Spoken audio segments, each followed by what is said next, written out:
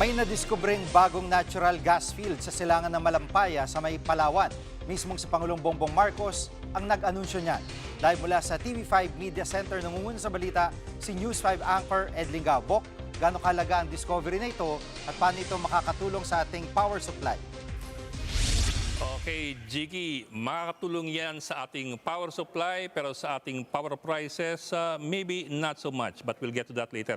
Pero kasi kung titingnan mo yung mga datos na binigay ng Malacanang, medyo impressive nga naman na 98 billion cubic feet worth of natural gas coming from this new Malampaya gas field. 5.7 million households that can be powered from this gas field.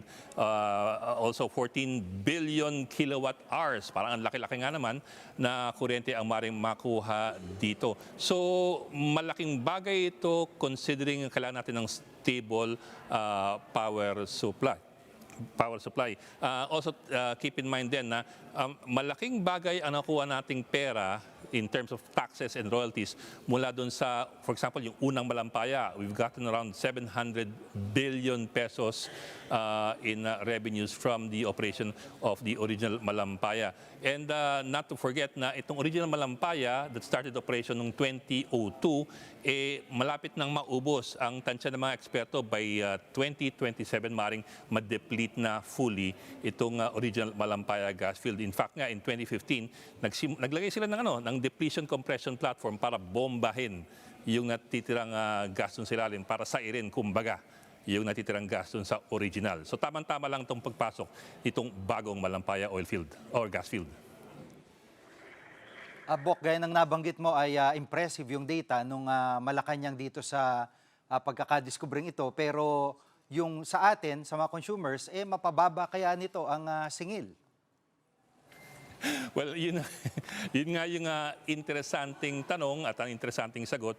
It will give us stable supply, whether it will give us lower prices, hindi masyadong ramdam yan kasi kumpara mo lang doon sa unang Malampaya, hindi ganun kalaki, hindi ganun kasignificant yung pababa ng presyo. It gave us more stable prices of power, lalo na ng mga panahon na akyat-baba, bigla ang akyat-baba yung mga presyo ng, for example, natural gas from abroad at coal and oil coming from abroad. So pag gumaganon-ganon yung merkado sa abroad, kahit pa paano meron yung epekto na nakukusyon yung impact niyan.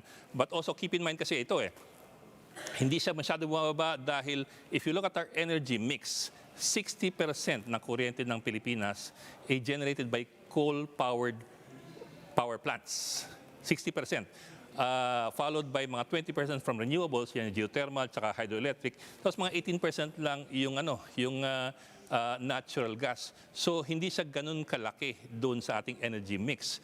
That's one. Number two, may pagkakataon nga minsan na yung imported coal mas mura pa ang generation ng power niyan kaysa sa natural gas kahit galing Malampaya. At number three, kung titignan mo kasi, for example,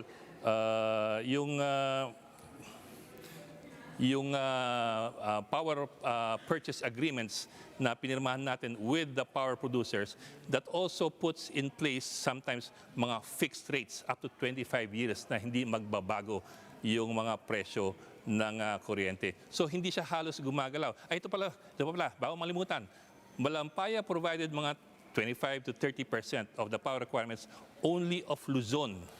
So hindi nagbebenepisyo direkta sa Malampaya yung Visayas at yung Mindanao. So yun nga So hindi ganun kalaki ang naibibigay ng Malampaya in terms of power generation to the entire country. Mas more of Luzon siya. So yun, Jiggy, that puts everything in perspective. Maraming salamat, Bok. Ed Lingaw po, live mula sa TV5 Media Center. Mga kapatid, Jiggy Manikad po. Pagdating sa mahalagang balita sa loob at labas ng bansa, dapat una sa lahat, mag-follow at mag-subscribe na sa social media pages ng News 5.